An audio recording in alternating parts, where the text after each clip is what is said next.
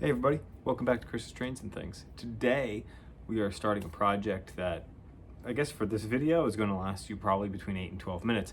For me it's going to be a little bit longer. We are demoing the yard area on my layout. So why are we doing this? Well, that's a great question. Let's jump into it right here on Chris's Trains and Things.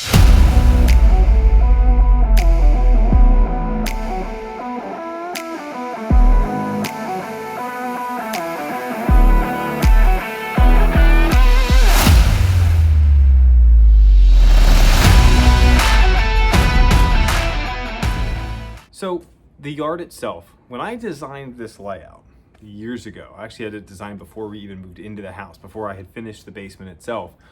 My thought was I was going to have an area where I could store long trains and be able to easily pull them out and run them around the layout. Now, my goal was never really to have a switching yard. I was never really into like switching back and forth, things like that. Now I do understand that people do enjoy that, and it would be fun to be able to have that capability on my layout. It just wasn't in my mind when I was designing, when I was envisioning what this would look like. Really, my last layout, I didn't have a place to store trains. I had one really long storage track underneath a mountain that worked out really well in my last layout. But other than that, I didn't have anywhere to store long trains. And so I figured I'm gonna be collecting passenger cars and long freight trains. I want to easily be able to just pull them out and run them and get them back and off the main loops. So that was the design.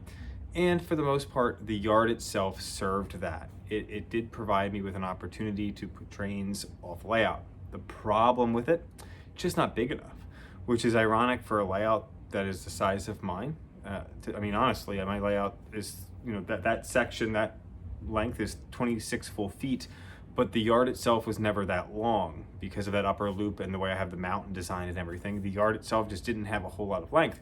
So I could only fit like 3 scale auto racks, and we'll actually look at that. You'll see them sitting right over my shoulder. We're gonna look at that in just a second. I could only fit a couple of those, 3, maybe 4 in one area of that yard.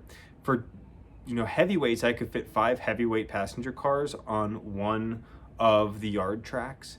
I couldn't even fit, with 2 yard tracks, I couldn't even fit my entire Broadway limited passenger set.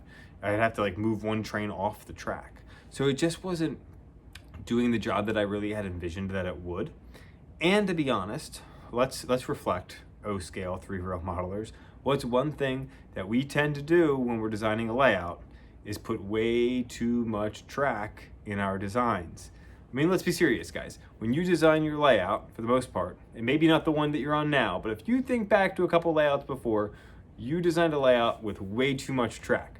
I've done it. I guarantee you've done it too. Let's be honest. A little self-reflective here. So thinking about that, and if you're watching my channel, you understand like my love and passion for scenery.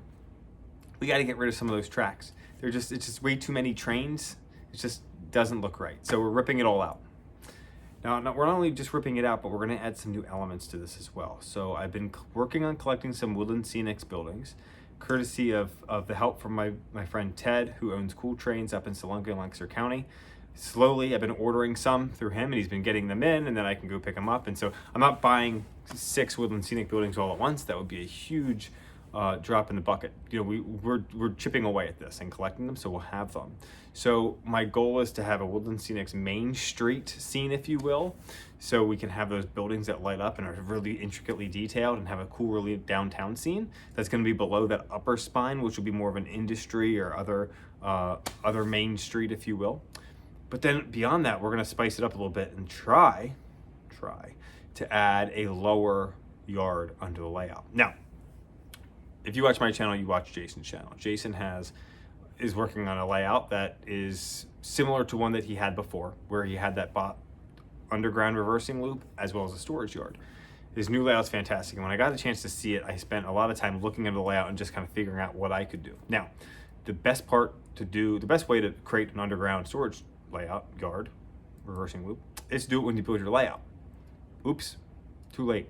So we got to get creative with how we're going to do it. So let's look at the yard itself. I'll show you what it looks like with those auto racks back in it. And then I'm going to talk to you about my plan. And then over the course of this video, you're going to see some of the progress as we move to make this a reality. All right, so now you can see the yard itself. It's got all those 4 tracks there. These are just Gargraves tracks, and it starts with a Ross 4-way track switch there. So that was a That's a pretty big piece of this whole project, but look, here's 3 scale auto racks on an exterior track. So that's 3.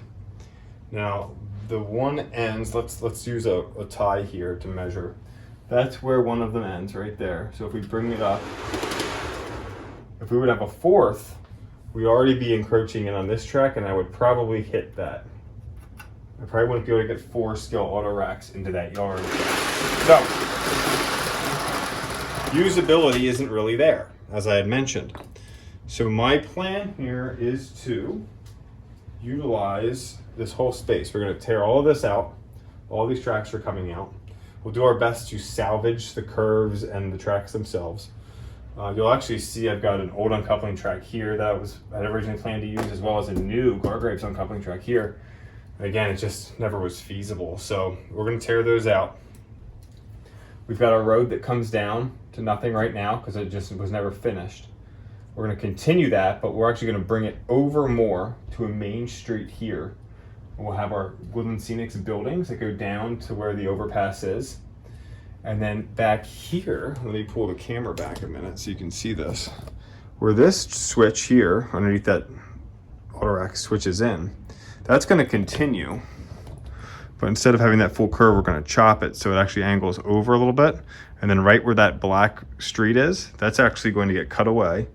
We're going to pull this mountain scene out, and that is going to drop down underneath. That's going to begin our grade down. Now that should give me about 20 feet, I think, 15 feet maybe, of space to grade that down to then have a big 072 curve underneath the layout to begin a switchback in a yard down below. So that grade might be a little steeper than I would like it to be ideally, but that's the only really option that I have based on all the things that I've looked at and reflected on. So first thing we have to do is tear these tracks out. Next thing we're going to do is cut that and begin working on that grade, and then we'll bring that scenery out when it's all said and done. At this point, we made some progress, as you can see. So the yard's been torn out. I've ripped out part of the mountain there, and that's gonna be brought out this way. So we're gonna kind of pivot that. Now, ideally, I would have loved to be able to just cut that out and just bend it, which I tried. Unfortunately, that gets so brittle, those mountain molds, it just kind of breaks apart. So I can probably reuse some of those in other areas, but I'll probably redo that with some lattice when we're all said and done. I've got some curves here to kind of line up where the track's gonna go. And I've got it marked out with 2 black lines you can kind of see there. Now, what I need to do now is add some supports underneath the layout, because I'm gonna need to cut some cross supports underneath when I add the incline. So I've got 3 more legs here that I've just chopped up in the shop. And I've got some screws ready to go. So I'm gonna go underneath the layout and add those supports underneath there to the areas around where I'm gonna have to cut for that incline to go. So we've got a lot going on in this video. I've decided I'm gonna break it into 3 parts. So we're gonna be doing, the first part is going to be building this tunnel portal, and that's what we're gonna be focusing on now. And tearing out the yard, which is pretty straightforward, building that tunnel portal, and then scenicking that. Part 2 is gonna be what's gonna go in place of the yard. And part 3 is gonna follow that tunnel portal into a new location of this layout that we've never gone to before. So continue watching this video. It'll be part 1. It's gonna be better if you just kind of watch it in all 3 parts, which we would appreciate. So let's go ahead and get started.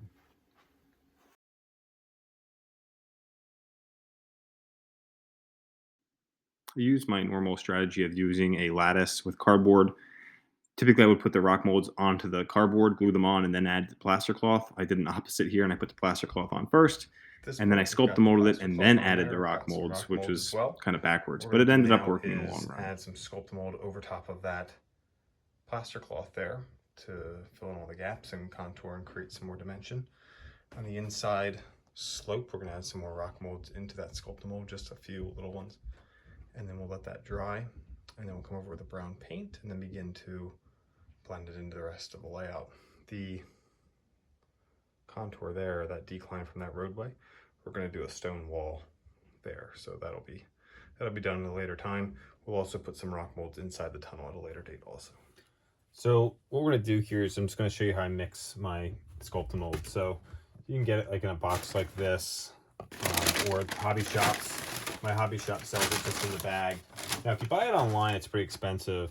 This is a 3-pound bag. I get it from the Strasbourg hobby shop, which is usually overpriced, and it's $11.10. Online for a 3-pound bag, like on Amazon, it's like over $20.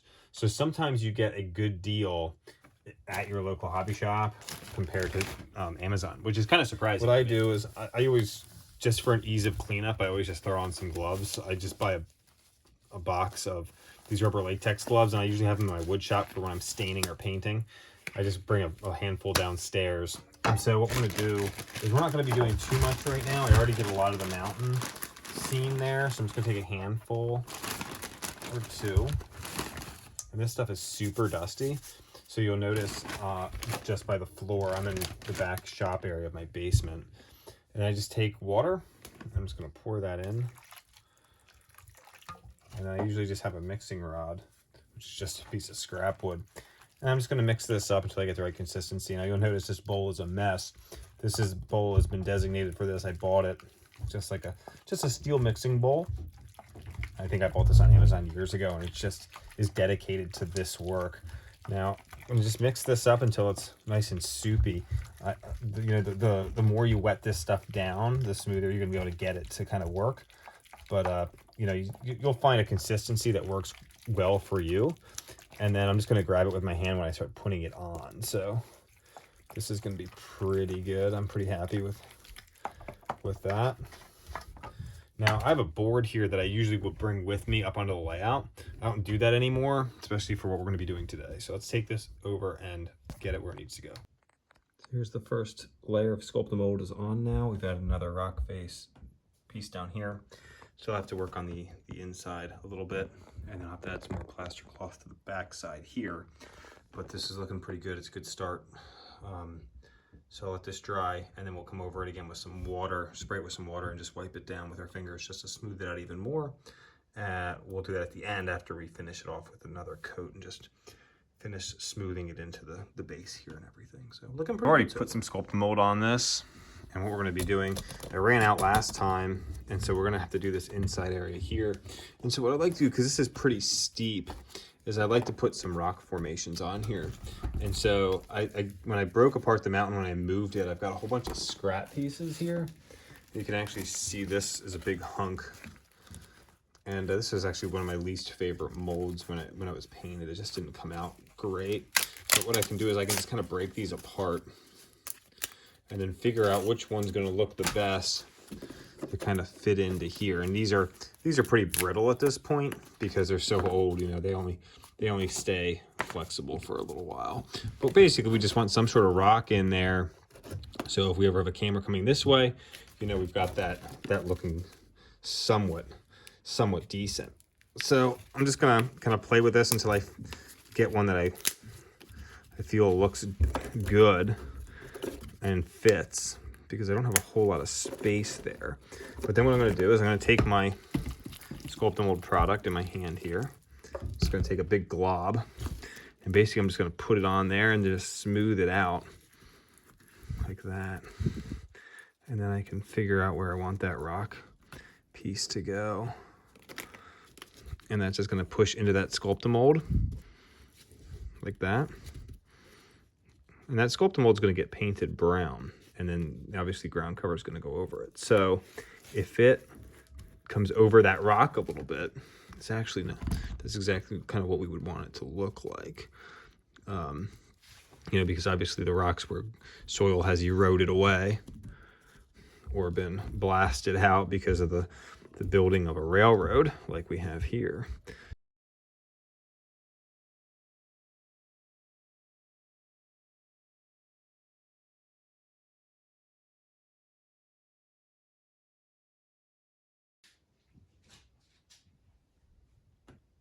At this point, we're going to continue to add ground cover. And then we always have these transitions. So we're going to take some of this ground cover here and put it on the Sculpt and Mold. Now that the Sculpt and Mold's got that brown house paint on it, and that'll help. Got some more like forest ground cover there with some sticks. So we'll blend that together, and then we're going to cover this with probably super trees and stuff when the time's right. So I came over the stones again with, let's see if I got it here, this powder paint, it's black powder. And I've documented how I do this on my mountain making video. I believe I have one of those. It's basically Eric Siegel's method, really. It is Eric Siegel's method. I'm gonna dry brush that on, and then I come over it with a wet sponge. And so I did that. Hey buddy, working on some stuff. I do it over the edges where it was still pretty white, and that really helped darken those up. And so we'll come over it with some ground cover now. My helper's here, so we're gonna add some ground cover here. I've added some more ground cover. I'm gonna come over now and add some super trees. So I pulled some out from before. I've got one more left before I have to go make more. But I've got this tool, it's called an awl, and it's basically just a spike. I just poke that through, and then we're gonna put our super trees in and just contour this a little bit. So that's what we're gonna do next. And then really we need a lot more, and then we need some big shrubs and bushes from like thicker ground cover, so we can put that on in spaces as well.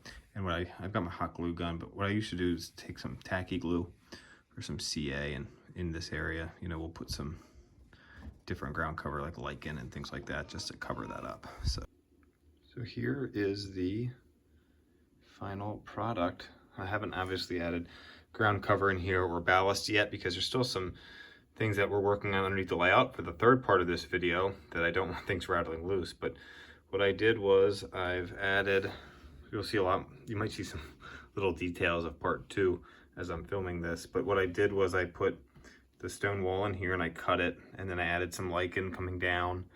I added some ground cover and some super trees that we had and some pine trees that I had left over as well. And I think that came out really, really well. So that looks really cool.